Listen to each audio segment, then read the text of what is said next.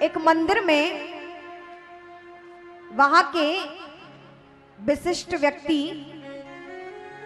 भगवान के चित्र बनवाना चाहते थे।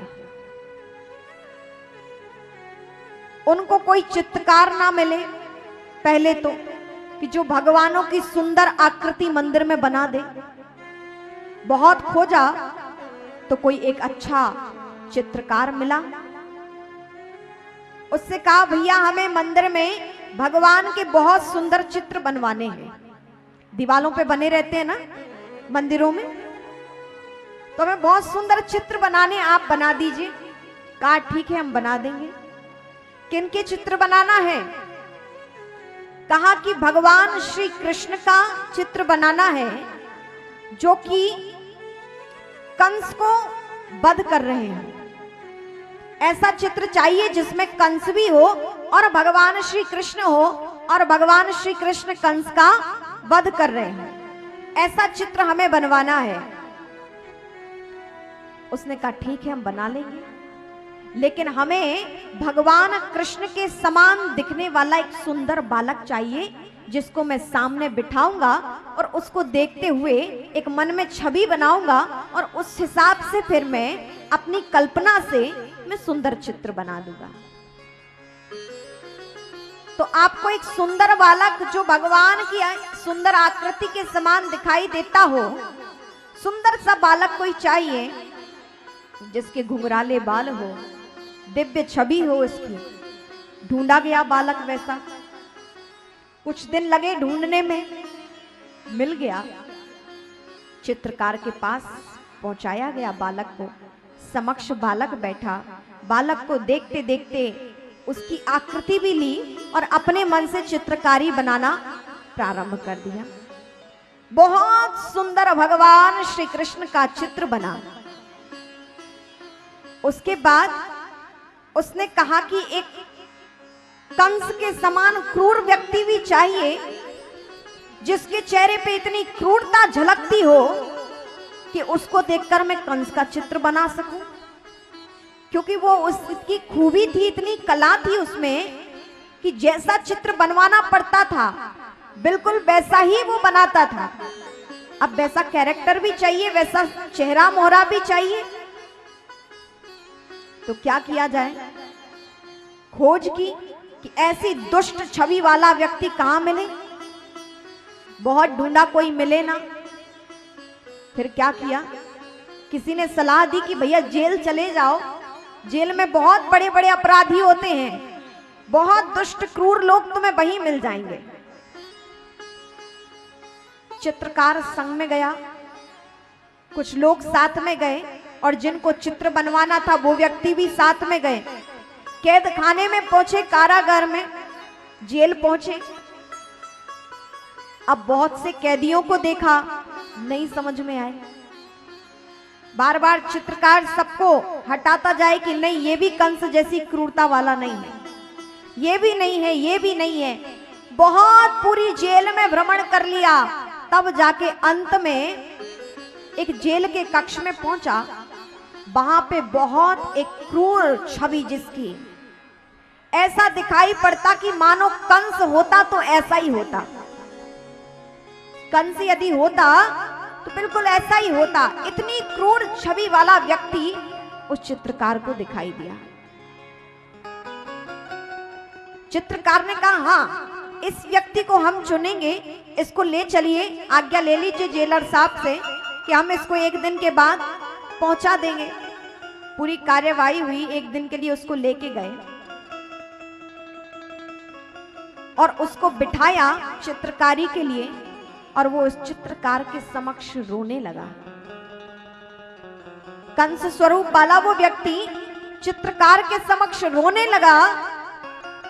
चित्रकार ने कहा, भैया रो क्यों रहे हो? क्या बात है? हम तुम्हारा देखो चित्र बना रहे हैं, मंदिर में तुम्हारी छवि का चित्र बन रहा है और तुम रो रहे हो। कहा, हमने सुना था कि आप एक चित्रकारी के लिए कंस जैसे चेहरे को खोज रहे हो, और आपको कितने वर्षों तक वो चेहरा नहीं मिला, और मंदिर में वो अधूरा चित्र बना रहा केवल कृष्ण का, और बरसों बाद आपको ये कंस जैसा चेहरा मैं आपको मिला हूं। आपने इतने वर्ष तक कंस का मंदिर में चेहरा नहीं बनाया उस स्वरूप वाला, आप केवल कृष्ण का चेहरा बनाकर छोड़ दिए। आपकी वो चित्रकारिता, वो पेंटिंग, तस्वीर पूरी नहीं हुई थी। हाँ तो भैया ऐसा ही हुआ, हमको कोई मिला नहीं तो इसलिए बन नहीं पाया। उसने पूछा, कृष्ण का बनाया हुआ जो छोटा बालक का आपने चित्र बनाया था, वो बालक आपको याद है? कहते हाँ भली बात ही हमें वो बालक याद है। कितना सुंदर छवि वाला वो बालक था। भगवान कृष्ण जैसे दिव्य गुण मानो उसमें नजर आते थे। इतना सुंदर वो बालक था, भगवान की पूर्ण छवि उसमें दिखाई देती थी। कहा भैया वो 5 वर्ष का जो सुंदर आपने वो चेहरा देखा था ना, वो बालक मैं ही हूं। वो बालक मैं ही था जो आपने उस कृष्ण का चित्र बनाया था, यानी कि आपने जो पेंटिंग बनाई थी वो बालक मैं ही था। और आज आप इतने वर्षों बाद आए हो और आपको कंस का चित्र चाहिए और आप जेल में खोजने आए। पहले जब आपने वो छवि बनाई थी वो कृष्ण की छवि मेरी थी, मैं वही बालक हूँ। और आज जब आप इतने वर्ष बाद जेल में खोजने आए हो तो वही बालक आज मैं वही हूं। मैं जो आप कंस के रूप में जिसकी छवि बनाना चाहते हो मैं वही हूं। कहा अरे भैया आपकी तो इतनी सुंदर छवि थी, कितना सुंदर दैवीप्यमान आपका चेहरा था। तब उस व्यक्ति ने कहा भैया मेरी संगति ऐसी बिगड़ी, मेरी विचारधारा ऐसी दूषित हुई कि कृष्ण जैसा वो बालक कंस में परिवर्तित हो गया। कृष्ण जैसा वो बालक कंस में परिवर्तित हो गया।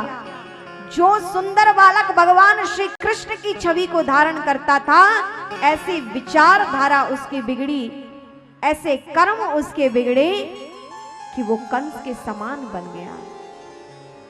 और तब वहां पर चित्रकार ने उनकी छवि बनाई और तब वो वहां चित्रकारिता पूरी हुई। कहने का तात्पर्य ये है कि मनुष्य चाहे तो सदमार्ग की ओर चल सकता है और मनुष्य ही चाहे तो बुरे मार्ग की ओर भी जा सकता है। मनुष्य चाहे तो नरक के रास्ते को भी अपना मार्ग बना सकता है और मनुष्य चाहे तो परमार्थ पथ को भी अपना मार्ग बना सकता है। वही व्यक्ति है जिसमें कृष्ण भी बसते हैं, वही व्यक्ति है जिसमें कंस भी बसता है।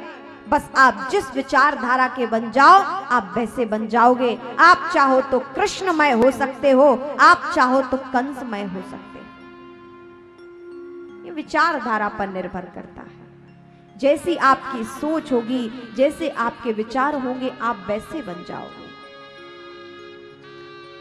कहने का तात्पर्य यह है कि वो कंस कोई और नहीं था, भगवान के मामा थे, भगवान की ही कुल के लोग थे।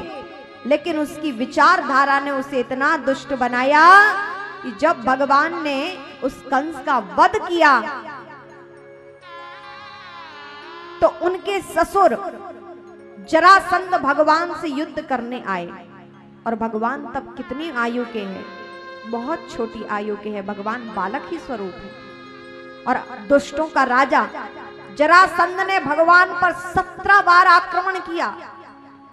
भरी सेना के साथ मिलकर छोटे बालक भगवान कृष्ण पर 17 बार आक्रमण किया और भगवान ने उन्हें 17 बार पराजित किया।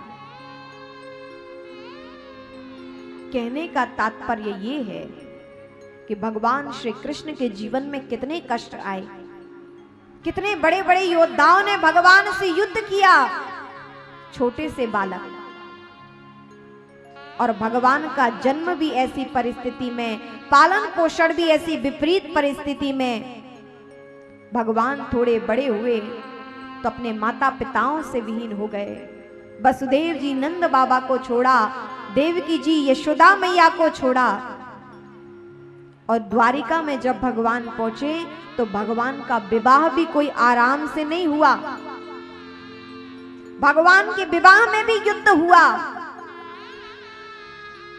आराम से भगवान का विवाह ना हो सका और भगवान जन कल्याण के लिए भौमासुर की कैद में 16,000 जो 100 कन्याएं थी उनको छुड़ाया, उन्हें भौमासुर से भी युद्ध करना पड़ा।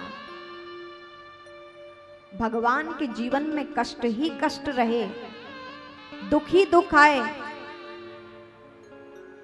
लेकिन फिर भी भगवान कभी भी बैठकर रोए हो ऐसा कहीं भी नहीं लिखा।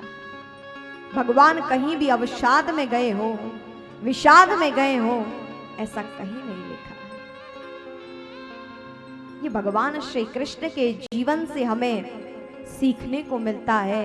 अरे जिन भगवान को मानते हो उनके जीवन पर जरा प्रकाश डालो, देखो जरा प्रभु को कैसा उन्होंने जीवन जिया है। जिन भगवान को हम मानते हैं उनके जीवन से जरा शिक्षा लो। थोड़े से कष्ट हुए तो सहनशीलता बिल्कुल नहीं, उद्विग्न हो जाते हैं। अरे प्रभु के जीवन में कितने कष्ट आए, भगवान राम के जीवन में कितने कष्ट आए। कष्ट आना ये बात नहीं है, मनुष्य बने हो तो कष्ट तो आएंगे ही आएंगे, लेकिन उन कष्टों से जो कोई बाहर निकल जाए ये उसकी बुद्धिमानी है।